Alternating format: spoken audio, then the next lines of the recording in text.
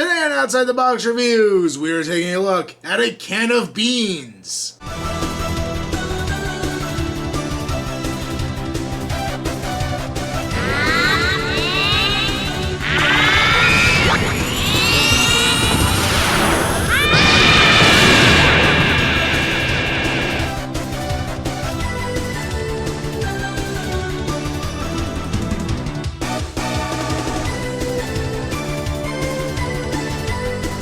Today on Outside the Box Reviews, we are taking a look at the can of beams Kamehameha effect, along with the Obitsu stand. And I have been wanting to pick up a can of beams effect part for quite a long time. I originally came across their website while looking for some custom Godzilla effect pieces, and at the time they were producing those, I hadn't been able to order one, and from what I've read, it sounds like they're taking a break from Godzilla for now to do some more S.H.Figuarts compatible stuff, along with some Marvel Legends stuff. And well, since I collect the Figuarts Dragonball Z figures, thought why not pick up a cool Kamehameha blast for my Goku. And these are custom pieces, they're not mass produced, and I think they are really damn cool looking.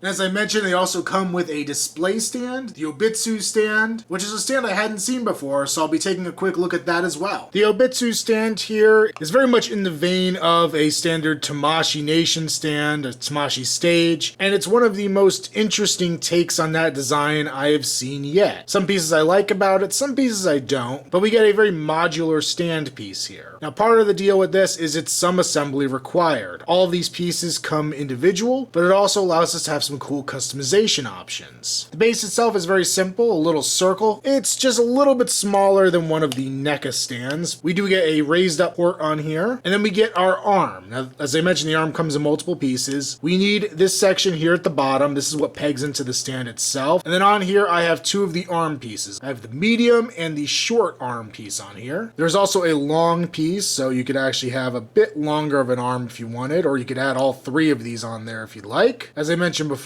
comes separate, so you could see there's a gap on that and a thinner piece on the end. You can kind of imagine how those all interlock together. Comes with all the hardware you have to put in yourself. This does remind me of some of the bootleg Tamashii stages I have from my bootleg Dragonball figures, because you can actually see the bubbles inside of it, which kind of defeat the effect a little bit, but they're nothing horrible. And then here at the end, we can connect a peg piece. And as you saw, I had it, there is a slide over piece that has a skinny port that will allow you to peg into an effect like the beam, or I think any Tamashii piece. We'll test it in a minute. But you could also remove that, and you could pop on a clip, similar to a Tamashii clip. Once again, a piece you could tighten yourself, which I really like. One flaw with the Tamashii arm is that you can't tighten these clips, so I do actually like that you can here. The only downside is it is a little loose as it swivels up here, so you can't really get a super tight fit if you want a nice angle on your figure or something, but that's a rarity for me at least. And we do get three different clip sizes. This is the medium here. We get a small, which I don't have attached to anything at the moment. Then we have a whole extra setup, so I actually put my large clip on the second piece, so you could just very easily swap in a new clip. Another really cool accessory is this extra piece here. Now this is actually two pieces. This is my adapter to make it skinny and the clip that I'm going to really talk about. Unfortunately, these two are kind of stuck together at the moment, and I'm having trouble getting them apart. I may need to apply some heat or something to get this back out. That's kind of a bummer that this is stuck like that. But this clip will attach to another section of your arm, so you could actually have dual pegs on the same arm. Now, this doesn't mean anything to me with the Goku effect, but I could imagine some of the green orbs that came with Broly or something to that effect would look great like this. I think it's a really cool concept that's very easy to do. And they even showed in the guide that you could actually put two of the clips on here and have some kind of flight pose with dual support. I don't know if this stand is robust enough to hold up to something like a Ghidorah or a Destroya, but I might try it out. And having said that, you can kind of see if I put a little pressure on here, you can see it bend. It doesn't feel like the sturdiest stand ever, but as long as you're not going nuts with it, I think it will be pretty decent. And here it is with a Tamashii clip, and you can see it fits on pretty nicely. It's a little tight on there, but I kind of want it to be. So this will work. You could probably use it for any of your Tamashii pieces, since it is all just a modular design, which is great. The beam effect itself looks really nice. I love the detail it's got in here. It basically has a white core to it and then blue accents over top. So it gives it the effect that it's a blue beam that's just going so fast it's turning white hot. Now, my interpretation of this is that this ball-shaped end here is supposed to be the blast itself, and then this area back here is supposed to be where it's coming out of his hands. But if you really wanted to, you could kind of turn it around. I think it would work okay, but you can see the way the sharp sections are done. I think it looks better coming at you like this. And the blue detailing is really cool. It's a nice translucent blue effect, and these are rubbery, they're soft. I don't know how these are necessarily made. I've seen people do their own customs using hot glue, so I don't know if this is made that same way or if there's a different tactic to it, but it's really well done. It looks super nice. I wish there was more to review on it because I feel like I could just kind of give you a look at the outside and be like, yep, it's cool, but that's really the best I could do. There's no articulation or any real super intricate detail to look at, but it is a beautifully done piece. We do have the hole here at the base, so just to test, our standard Tamashii arm will peg in there. It's a little looser than it is with the Obitsu stand, which I kind of expected because the Obitsu stand had a tight grip on the Tamashii arm. But if we plug that Obitsu stand in, you can see it is a very nice tight fit. But I think either way, it'll work well with either stand. And because I know nerds like me would care about this, it does actually pick up the light pretty well. Now, of course, the beam effect does have that white core to it, so the light's never really going to pass through it, but it reflects off of it really well and helps illuminate all those blue sections. And by having a giant spherical piece heading towards the camera, it makes focus go nuts. So let's look at this from a slightly different angle. But I really, really dig this piece. I'm so glad I finally got a chance to pick up one of these Can of Beams effects. I think at the moment they're selling primarily through eBay. They announce their releases on Facebook and Instagram, and it can be some stiff competition to get these things when the limited number of supplies go up on eBay. The first time I tried to pick up one of these effects, I didn't hit the right buttons quick enough and I lost out on it. I'm definitely happy with this Kamehameha